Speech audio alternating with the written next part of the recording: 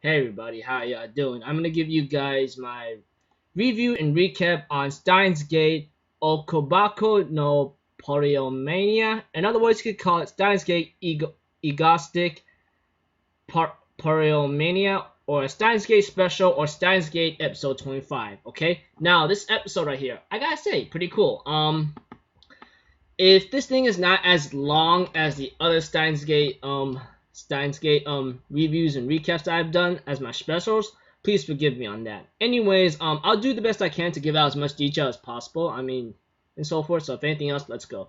Okay, at the beginning of the episode, we have to it that Hawaiian Kyoma is in the middle of a freaking desert, and it later on shows like that this began 2 weeks ago or so.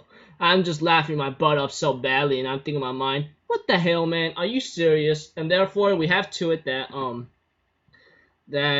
Farish-chan, our maid pink-haired girl, has won a tournament and she earns a trip to LA, which is in California. And I'm thinking in my mind, oh, that's pretty cool. And Daru's like dressed up as a Hawaiian guy that Okabe or Kyoma describes it, and Daru's like not Hawaiian.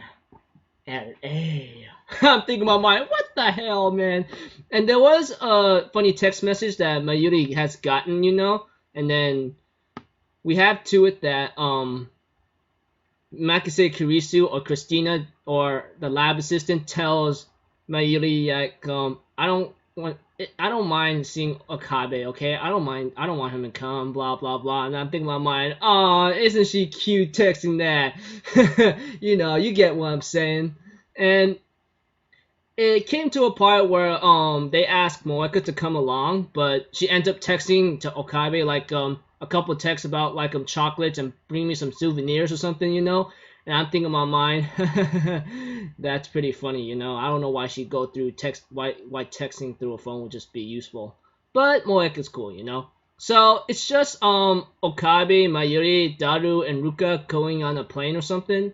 But here's the funny thing, though. Kyoma ends up saying a couple things in English, and he gets his butt arrested. Like, I am mad scientist, bringing to chaos in the world. Handcuffs and get sent to jail or something. I'm thinking in my mind, nice going, you idiot.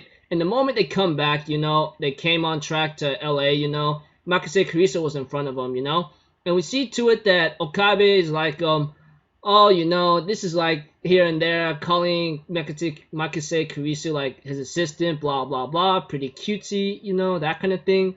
But eventually, as time continues on, he realizes that Christina or Makise Kirisu is driving. He goes like, "You're driving?" She says, "Yeah." "You got a problem?" He goes like, "Hey, Ruka, call a taxi." But Makise Kirisu just drove ahead, and Kyoma's like, "Hey, wait, what are you doing?"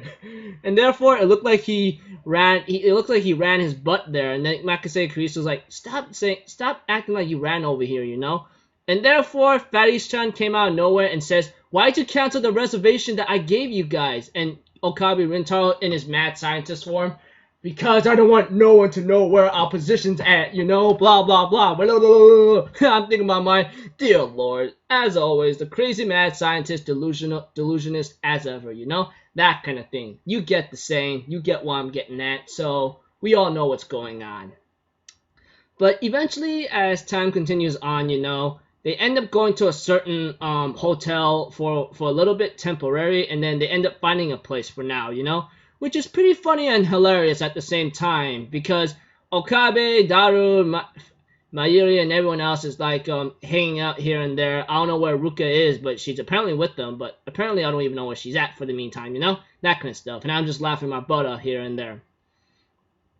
But eventually, as time continues with this episode, we see to it that Christina or Makise Kirisu managed to get a call, and says, "Okay, let's go." And they end up at a nearby desert, near desert like place and motel or something, And Makise Kirisu was about to go on ahead, but apparently there might be some sleeping problems when it comes to Okabe, Mayuri, Daru, and Ruka, and apparently she's forgotten that Ruka's a guy, and I'm thinking in my mind, my dear Lord, she don't even,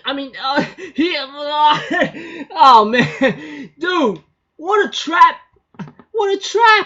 freaking trap! How? That kind of thing. You get what I'm saying. So Makise Kurisu goes like, I'll stay behind, okay? And therefore, Okabe and Daru share a room, apparently, like, but they end up playing John Can Pone, which is rock, paper, scissors, and which is like Kyoma lost and he went outside, and Kurisu ends up seeing him outside, says, hey, what happened to you? He goes like, I gave Daru the entire bed. I lost in rock, paper, scissors, but Makise Kurisu knows that. And they have a silent, awkward moment, alone time, you know? And Okabe is silent, Makise Kurisu is silent. He decides to go on ahead, maybe do some thinking and maybe some thoughts. But Kurisu asks him, hey, will you come in my room for a bit? And therefore, she asks him a couple things, you know, like, you know all these dreams, can I ask you a couple things? And he goes like, what kind of things you want to ask? But Kurisu warns him like, if you're going to joke around, get the hell out, okay? And therefore, Okabe's like, okay, I heard that line before, so what's up? Therefore, Kurisu just asks him, those dreams or something, you know, where are they coming from? You know, I've been having these kinds of things that's been bothering me a lot lately.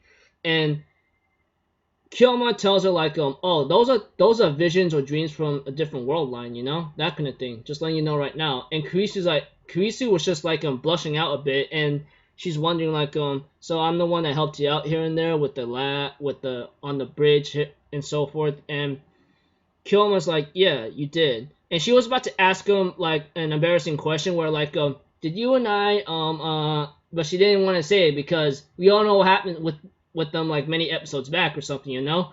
Like they did kiss each other, and Kurisu was actually reluctant to even ask that question, but Okabe's like, what is it, you know? And I think he said something to tick that made her angry, and she crushed the Dr. Diet pepper and then throws at him and knocks him out. And you know, Mayuri's like, Kurisu and Okarin are good friends, and she ends up sleep talking, and Ruka is next to her or something.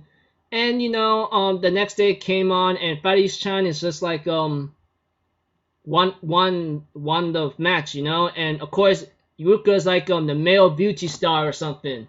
And Kurisu ends up serving Okabe maybe an omelet or something, and they end up having a little small talk here and there again, you know. And Kyoma therefore tells her like, just forget about it, you know. It's okay. There's no big deal about it. And Kurisu's thinking in her mind here and there what's gonna happen, you know. But I just go like, do what you gotta do, girl. I mean, whatever you feel, just feel like letting your own feelings out, you know. Okarin or Kyoma ends up going outside apparently, but when that time came, he ends up looking at someone that looks like Suzuha, you know. And he goes like, wait a minute, is that what I think it is? And therefore he ends up following her or something, you know. And therefore things kind of gotten out of hand here and there, and therefore she even asks her like, hey, how you doing, you know, that kind of thing. But when time continues, you know, she ends up bearing like this woman right here that he followed down to the desert or to a certain hotel. She bears like a certain resemblance of who bears a resemblance of someone he knows that he tends to meet in 7 years, and he therefore asks her that question, you know. But later on, as time continues on, like things are starting to get a little like out of hand eventually, you know. But she ends up saying that she is also going to be married to someone like in 7 years as well, which is some kind of possibility like might be connected, you know, due to the resemblance that Amane is to her. But you know, as time continues on, you know, Okabe's like stuck at the motel, and he's thinking in his mind, how is he gonna get back? My battery's dead. I only got 67 cents, you know.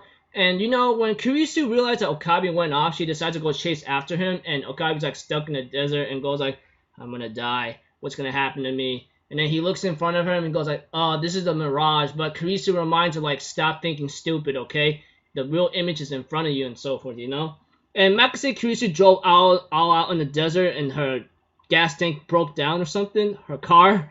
And therefore, like, they ended up having a small comedic argument, but Kurisu even asked him a question about, did we kiss each other or something, that kind of thing.